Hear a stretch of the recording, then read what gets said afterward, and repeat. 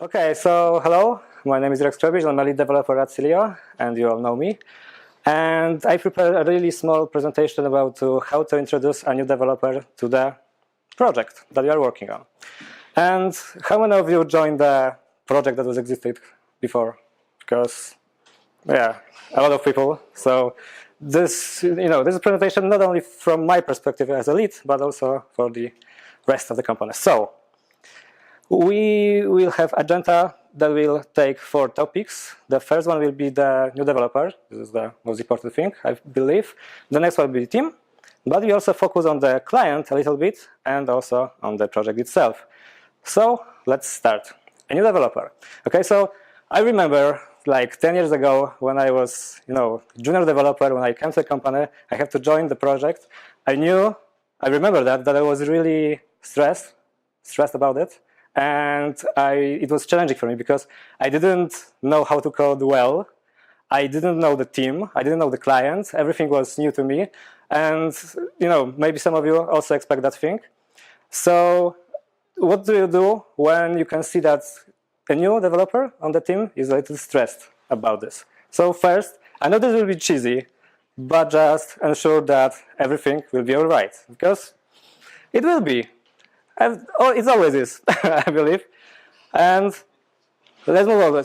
We should all, explain the role to this person, because he might don't know what he will do. And if we just say, okay, for a month, you will just do pair programming with someone that is more experienced.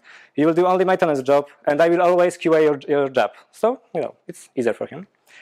And just be honest, since the day one, that you don't expect a lot, because he don't bring a lot of the table, at least at the beginning, because the overhead of the project might be quite big, and he just has to learn a lot of stuff because he do something well. Okay, if something is challenging, we can, of course, start with showing the application. So show the application from the user perspective, but also we can show a little of the code. So show the code base, like not all of them.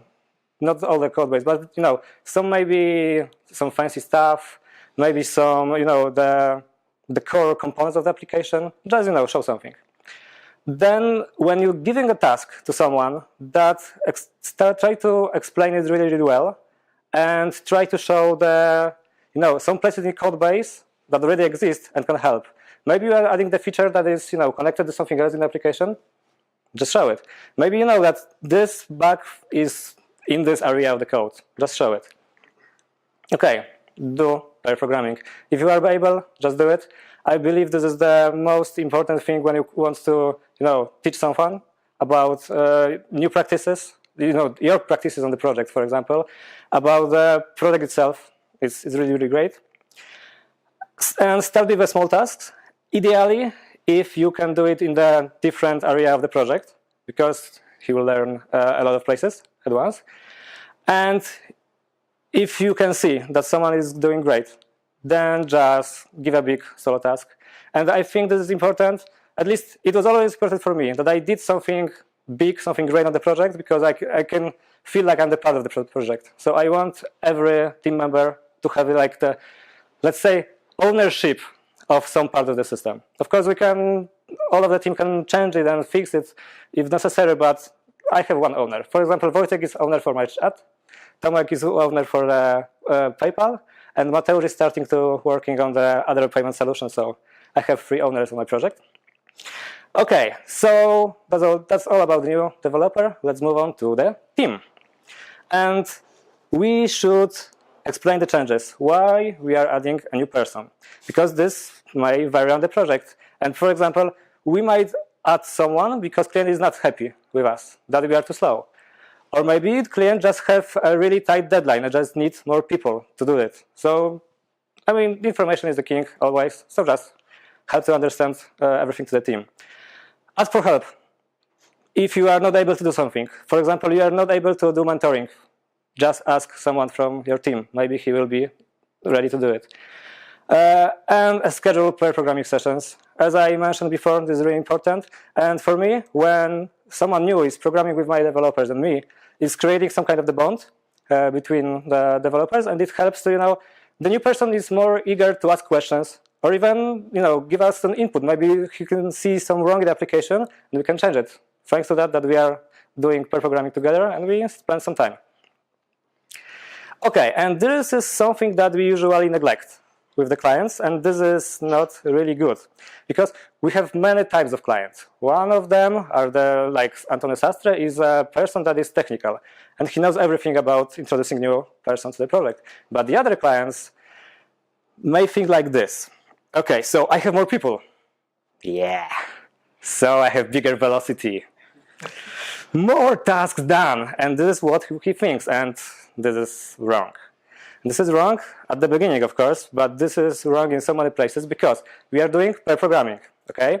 So you have to explain to the client, sorry, that the velocity will be the same, or even can drop a little at the beginning because the developer that will help the new one will have to have some overhead to explain, to do some stuff.